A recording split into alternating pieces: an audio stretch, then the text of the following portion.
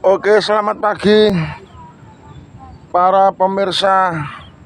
Ini saya Mr. Muntaha, sedang berada di areal bebas ya, tanpa ada hambatan. Suasana cukup tenang, tidak ada angin yang sedang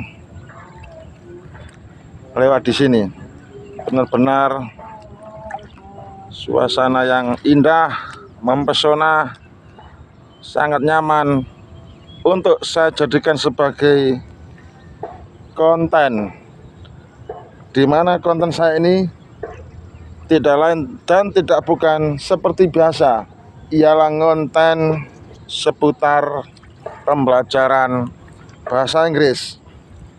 Nah, kali ini yang akan kita bahas dalam konten video ini ialah akan menjelaskan tentang cara membuat kalimat positif kemudian diubah menjadi negatif, kemudian diubah lagi menjadi kalimat interrogatif dengan menggunakan kata kerja yang bersuara desis. Dalam hal ini adalah kata kerja yang berakhiran dengan huruf S, di mana kata kerja yang berakhiran dengan huruf S ini sangat unik dan membuat perhatian, khususnya pada diri saya sendiri. Ternyata hanya ada 2 dalam penelitian saya selama ini.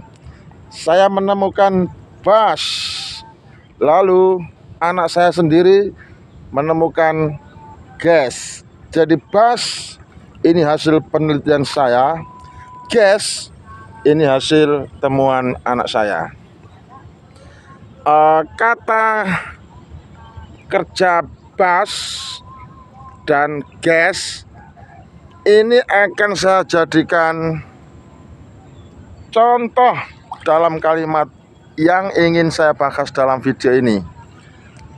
Oke, saya mulai ya. Sambil perhatikan apa yang terjadi dari positif menjadi negatif dan interrogatif. Pasti nanti ada perubahan. Contohnya seperti ini. The driver buses the student to school. Kalau saya artikan, supir itu mengantarkan murid-murid ke sekolah dengan menggunakan kendaraan bus. Ini namanya kalimat positif yang isinya tentang informasi. Lalu saya ubah menjadi kalimat negatif. The driver doesn't bus the student to school. Supir itu tidak mengantarkan murid-murid ke sekolah dengan menggunakan kendaraan bus. Apa yang terjadi? Yang terjadi adalah pada positif buses, pada negatif hanya bus. Jadi suara desisnya dihilangkan. Lalu pada interrogatif seperti apa? Berubah ataukah tidak? Coba kita baca. Does the driver bus the student to school? Does the driver bus the student to school? Apakah supir itu mengantarkan murid-murid ke sekolah? Ternyata buses tidak disertakan ES-nya menjadi hilang, hanya kembali pada biasa bus. Jadi pada positif itu bus, terbalik ya. Pada positif itu berbunyi buses, pada negatif hanya bus, pada interrogatif juga hanya berbunyi bus. Jadi aturan membunyikan suara desis dengan huruf S, bus menjadi buses, ES, maksud saya tambahan ES, ketika pada kalimat positif saja. Untuk negatif dan interrogatifnya tidak berlaku aturan ini. Lagi, saya akan membuat contoh lagi. My wife gases the stove. Istriku menyalakan kompor gas. Haha, gas menjadi suara gases. Lalu kemudian sekarang saya ubah menjadi kalimat negatif. My wife doesn't gas the stove. My wife doesn't gas the stove. Istriku tidak menyalakan kompor gas. Kemudian pada posisi interrogatif seperti apa? Does my wife gas the stove? Does my wife gas the stove?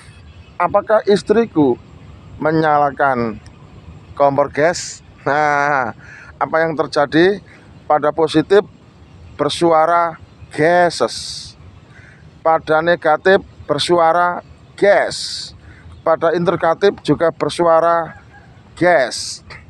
Ini artinya bahwa penambahan huruf es itu hanya terjadi pada kalimat positifnya saja. Untuk negatif dan interrogatifnya tidak berlaku aturan itu. Nah, ini ilmu pelajaran bahasa Inggris yang sangat dasar dan saya kira mudah.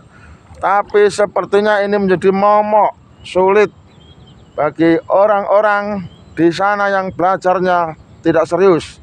Dianggap ini adalah aturan yang rumit. Bagi saya enggak rumit hanya itu aja kok. Hanya menambah es pada positif, kemudian menghilangkan pada negatif dan interrogatif. Oke, kita mulai lagi dari awal. The driver buses the student to school. Ini positif. Sekarang negatif. The driver doesn't bus. The driver doesn't bus the school. The driver doesn't bus the student to school. Ini pada posisi negatif. Sekarang pada posisi interrogatif. Does the driver bus the student to school? Does the driver bus the student to school? Pada posisi ini interrogatifnya untuk kata kerja bus. Sekarang kata kerja gas. My wife gases the stove. My wife doesn't gas the stove. Does my wife gas the stove? Mantap, mantap, mantap.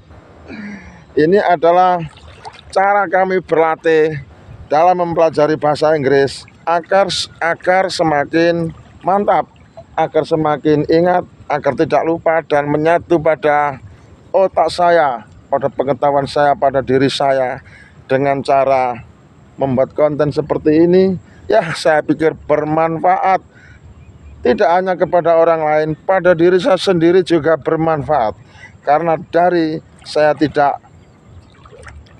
menghafal menjadi sekarang menghafal.